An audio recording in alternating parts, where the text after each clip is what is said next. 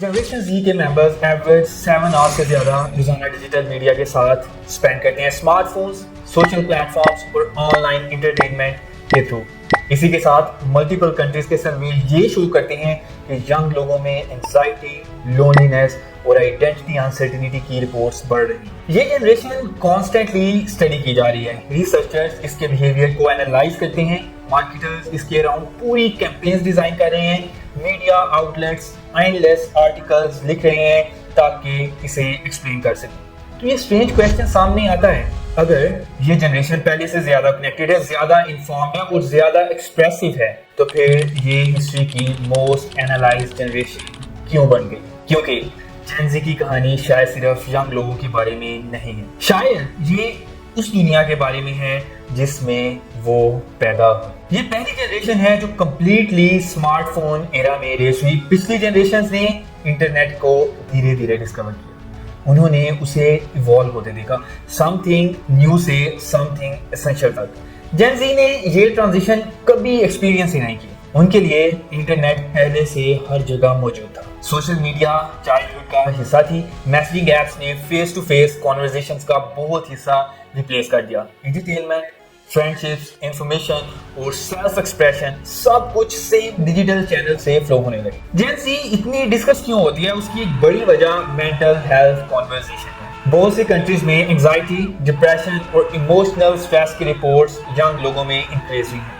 Schools, universities और health organisations regularly in trends को study करते हैं, लेकिन साथ ही एक और इम्पोर्टेंट चीज भी चेंज हुई है। जेन ज़ी मेंटल हेल्थ के बारे में ओपनली बात करती है। पिछली जनरेशंस साइकोलॉजिकल स्ट्रगल्स को प्राइवेट या कभी-कभी शेमफुल समझती थी। थेरेपी, बर्नआउट या इमोशनल वेलबीइंग पर डिस्कशंस लिमिटेड होती थी। जेन ज़ी ने उन कॉन्वर्सेशंस को ओपनली सामने लेकर आई। इससे एक पॉजिटिव चीज हुई, अवेयरनेस बढ़ी, स्टिग्मास जो सोसाइटी में पेनिट्रेटेड थे वो कम हुए, लेकिन इस कांस्टेंट डिस्कशन का एक कॉम्प्लिकेटेड साइकोलॉजिकल साइड भी है। जब एक जनरेशन रिपीटेडली ये सुनती रही है कि वो एंग्शियस है, फ्रेजाइल है, जो स्ट्रगल कर रही है, तो ये नैरेटिव उस जनरेशन के सेल्फ इमेज को शेप करना शुरू कर देते हैं। साइकोलॉजिस्ट कभी-कभी इसे कहते हैं आइडेंटिटी फ्रेमिंग। जो लेबल्स एक ग्रुप बार बार सुनते हैं वो इन्फ्लुएंस करते हैं कि इंडिविजुअल्स अपने एक्सपीरियंसेस को कैसे इंटरप्रेट करता है। जेन ज़ी को इतना अटेंशन मिलने की एक और वजह इकोनॉमिक है। प्लेटफॉर्म्स यूजर्स का टाइम और एंगेजमेंट कैप्चर करके पैसा बनाते हैं। एडवर्टाइजर्स उन ऑडियंसेस तक पहुंचना चाहते हैं जो एक्टिव हो, इन्फ्लुएंशियल हो और हाईली कनेक्टेड हो। मतलब जेन ज़ी सिर्फ यूजर्स की जनरेशन नहीं, ये ग्लोबल इकोनॉमी की मोस्ट वैल्यूएबल ऑडियंसेस में से एक। कंपनीज जेन ज़ी बिहेवियर को स्टडी कर रही हैं ताकि फ्यूचर कंजम्पशन प्रिडिक्ट कर सकें। प्लेटफॉर्म्स फीचर स्पेसिफिकली इस तरह डिजाइन करती हैं जैसे यंग लोग कम्युनिकेट और शेयर करते हैं, लेकिन वही सिस्टम्स जो अपॉर्चुनिटीज क्रिएट करते हैं बिहेवियर भी शेप करते हैं।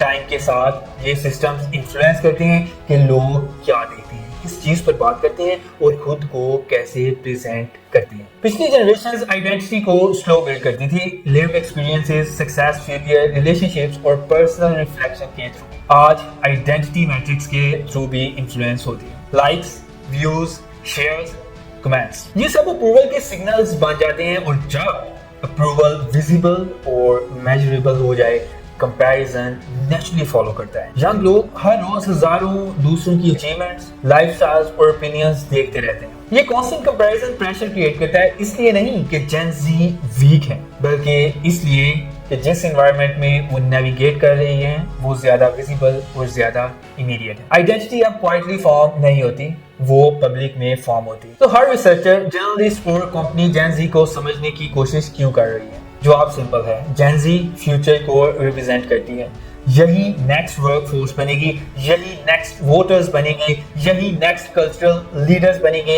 एंटरप्रेन्योर्स और इनोवेटर्स होंगे। इनका सोचने का तरीका समझना, फ्यूचर सोसाइटी को समझने का तरीका समझा जाता है।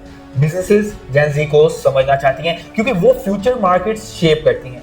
पॉलिटिकल एनालिस्ट जेन ज़ी को स्टडी कर रहे हैं क्योंकि वो फ्यूचर पॉलिसीज को इन्फ्लुएंस करेगी। एजुकेटर्स जेन ज़ी को समझना चाहते हैं क्योंकि वो फ्यूचर ऑफ लर्निंग को डिफाइन करेगी। लेकिन शायद डीपर ट्रुथ ये है, जेन ज़ी के साथ फैसिनेशन सिर्फ जनरेशन के बारे में नहीं, वो दुनिया के बारे में है जिसने इस जनरेशन को प्रोड्यूस किया। एक ऐसी दुनिया जो कॉन्स्टेंटली कनेक्टेड है, एक ऐसी दुनिया जहाँ टेक्नोलॉजी एवरीडे लाइफ शेप करती है, एक ऐसी दुनिया जहाँ इंफॉर्मेशन पहले से तेज मूव करती है। जेन ज़ी सिर्फ पहली जनरेशन है जो पूरी तरह से सिस्टम के अंदर ग्रो। चैलेंजेस के बावजूद जेन ज़ी इंपॉर्टेंट स्ट्रेंथ्स भी कैरी करती है। आज बहुत से यंग लोग मेंटल हेल्थ और इमोशनल वेलबींग के बारे में स्ट्रॉन्ग अवेयरनेस रखते हैं। सोशल इश्यूज और ग्लोबल कॉन्वर्सेशंस डिजिटल नेटवर्क्स के थ्रू रैपिडली स्प्रेड होती हैं, जिससे सोशल और एनवायरमेंटल चैलेंजेस के बारे में अवेयरनेस बढ़ती है। जेन ज़ी ने रिमार्केबल एडेप्टेबिलिटी भी शो की है। ये रैपिडली चेंजिंग टेक्नोलॉजिकल लैंडस्केप्स के अंदर ग्रो हुई है, जहाँ प्लेटफॉर्म्स कॉन्स्टेंटली इवॉल्व करते हैं और नए टूल्स ऑलमोस्ट हर साल अपीयर होते हैं। ये अडेप्टेबिलिटी शायद इस जनरेशन की डिफाइनिंग स्ट्रेंथ में से है, क्योंकि जो दुनिया इन्हें इनहेरिट करती है वो सिंपलर नहीं होती।